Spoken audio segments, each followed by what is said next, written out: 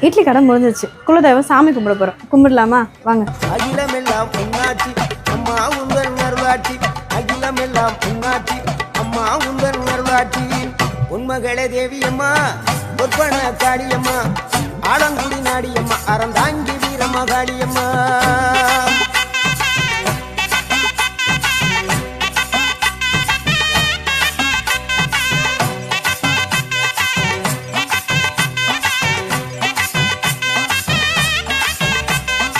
Malayanur